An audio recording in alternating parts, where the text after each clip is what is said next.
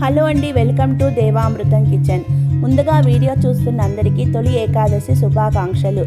ఆ శ్రీమన్నారాయణుడి లక్ష్మీనారాయణ అనుగ్రహము అందరికీ ఉండాలని కోరుకుంటున్నాను.